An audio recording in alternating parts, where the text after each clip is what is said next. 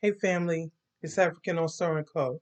So out of all the African nations, I have only heard really, I would say one of the nations saying, telling Black Americans to come back to Africa, to the motherland.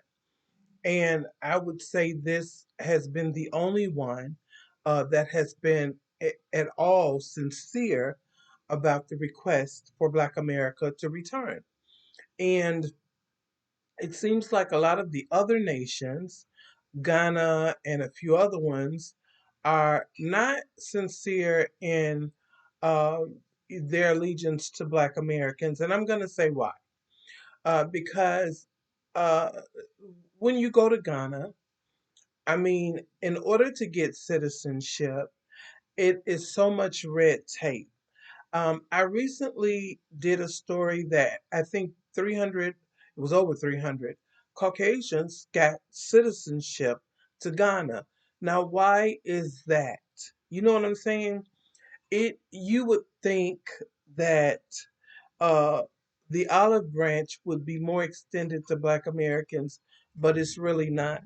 But this country, Burkina Faso, that's our brother, this young brother, Burkina Faso, the president, he is a wonderful, a phenomenal president, and we love him so much. But this brother has absolutely uh, put out an olive branch for Black America and Black Americans to come back to the continent, to his country, and get citizenship, and is even willing to go above and beyond and allow the all of that red tape to be not so difficult to maneuver through. And I believe him. I believe him when he says that. And I will be looking into that personally for myself.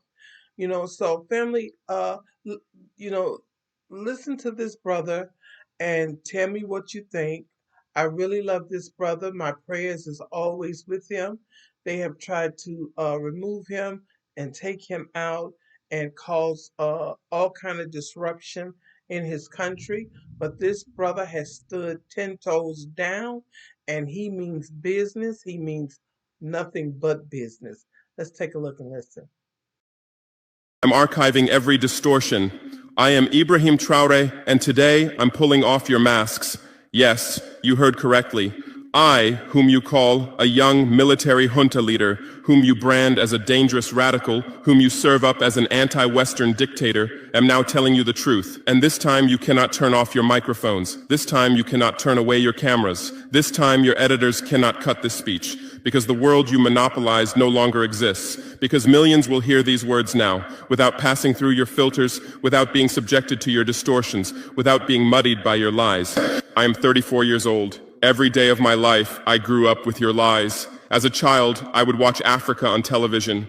Always the same images. Children with flies, dry lands, weapons, death. This is Africa, they told us. This is what Africa is.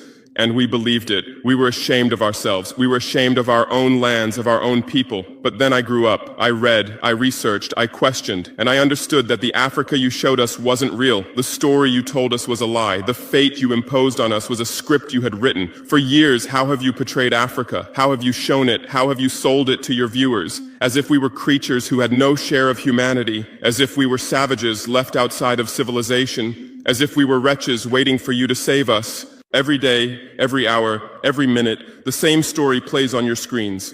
Hunger, war, disease, corruption, terror, chaos. These are the words that come to mind when Africa is mentioned.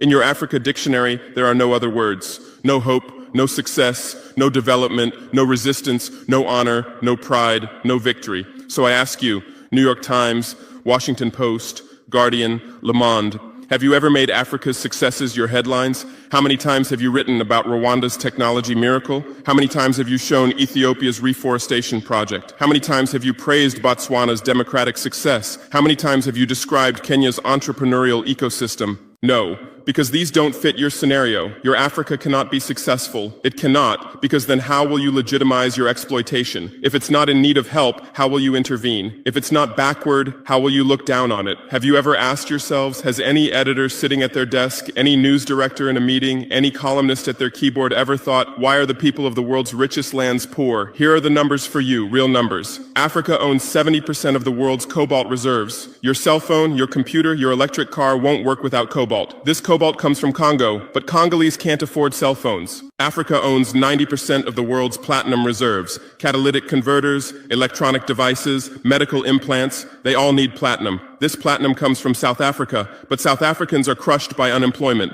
Africa provides 30% of the world's gold production. Mali, Burkina Faso, Ghana, Tanzania.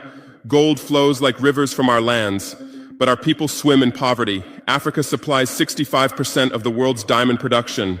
Botswana, Angola, Congo, Sierra Leone, billions of dollars worth of diamonds are extracted, but our miners live on $1 a day. Africa owns 35% of the world's uranium reserves. Niger, Namibia, South Africa. Nuclear plants run on our uranium. Paris lights burn with our uranium, but our villages have no electricity. And you still ask, why is Africa poor? No, the right question is, how was Africa kept poor while being so rich? Here's your answer. Colonialism didn't end. It changed shape. You used to come and occupy our lands. Now you come and establish companies. You used to take by force. Now you make agreements. You used to rule with the whip. Now you rule with credit. Let me give you concrete examples. With numbers, names, dates, but you'll never write about these. Glencore, Swiss-based mining giant, extracting cobalt in Congo. 2022 revenue, $256 billion, a tax paid to Congo, $500 million, that's 0.2%. Is this justice? Rio Tinto, British-Australian mining giant, extract. And there you have it, family, straight from the horse's mouth. Mr. Ibrahim Traore has said, Black Americans and other Black diasporans come home. And he's extended an olive branch for all of us to return. Now, there may be some things that need to be worked out for each individual or family, but I would say it's worth looking into. And this would give Black Americans and other diasporans a huge step up. And I think we need to be working together anyway and building our bridges back together because there's so much confusion, you know what I'm saying, in the African and diasporan um, relationship, and it really needs to be fixed. And, I think how we do that is to begin back building trust with one another. And all of this stupidity of I hate you because you are African or I hate you because you're Black American is stupid. It is stupid and it is of white supremacy, and we need to cut that out and we need to build bridges back together. So I hope you enjoyed the video, family. I thank you so much. Peace, love, and blessings to you all. And I thank my subscribers, my new subscribers. Welcome, welcome, welcome. We love you. And for my day one A1s, thank you guys for being here. Have a blessed one. Take care and peace, love, and blessings. All right, family. See you in the next one.